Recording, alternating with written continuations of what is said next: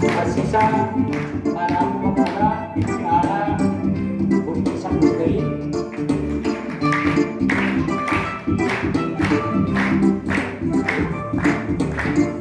pada dilawan kita rumah kita Madresa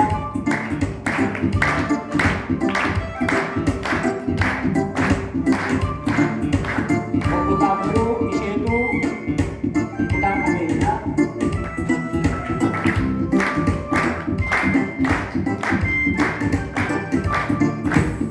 luar di Pusaka Misesa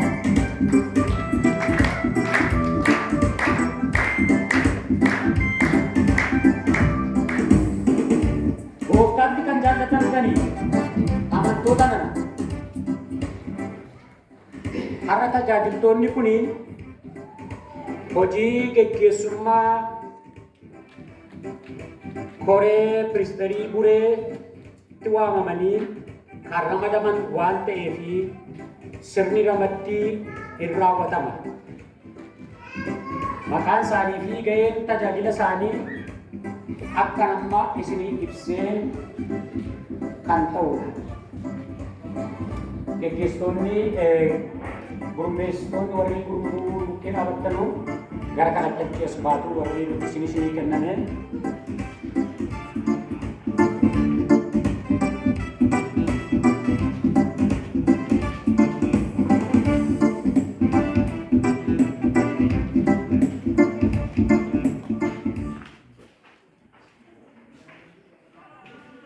Amma sagalee waaqayyoo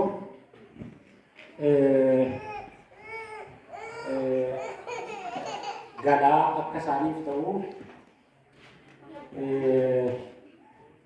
itoo dubbifamu dhageenya wangeela gooftaa keenyaa Yesuus Kiristoos Yohaannis akka barreessitti boqonnaa 15 lakkoofsa 4 hanga 5tti kan jiru akkasumas Efesoon boqonnaa 4 lakkoofsa 11 hanga 12tti kan jiru lammaffaa Xiimotewos boqonnaa 3 lakkoofsa 14 hanga 17tti kan jiru Qolaasiyaas boqonnaa 3 lakkoofsa 23 hanga 24tti kan jiru dubbifamu dhageenya Yohaannis boqonnaa 15 4 hanga 5tti kan jiru dhageenya.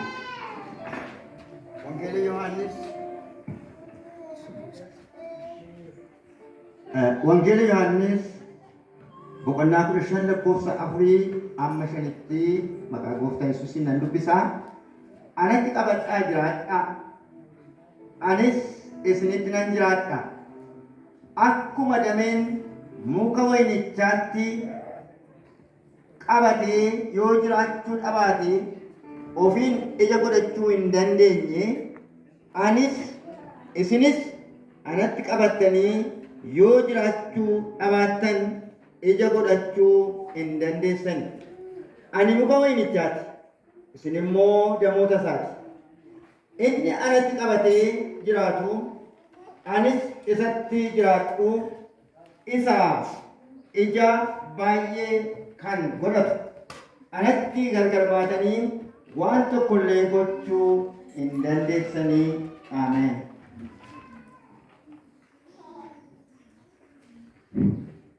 Tole Efesoon boqonnaa 4 tokko hanga 12tti isa jiru dubbisa maqaa gooftaa Yesuusiin.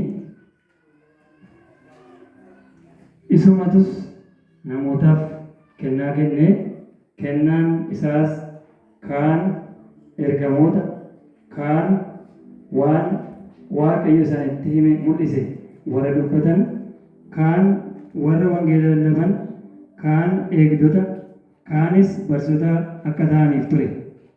Inni warra Waaqayyoof qulqullaa'an hojii warra Waaqayyoof hojii isatti ergaman sanaaf qopheessuudhaaf waldaa isa dhagna Kiristoos sana cimsuudhaaf kana godhee. Ameen.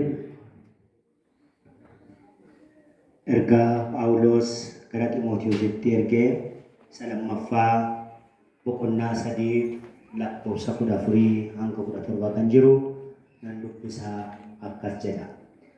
Ati garuu isa barsiifamtee cimistees itti amante sanaa eenyu faayirraa akka barte waan beektuuf isatti qabamee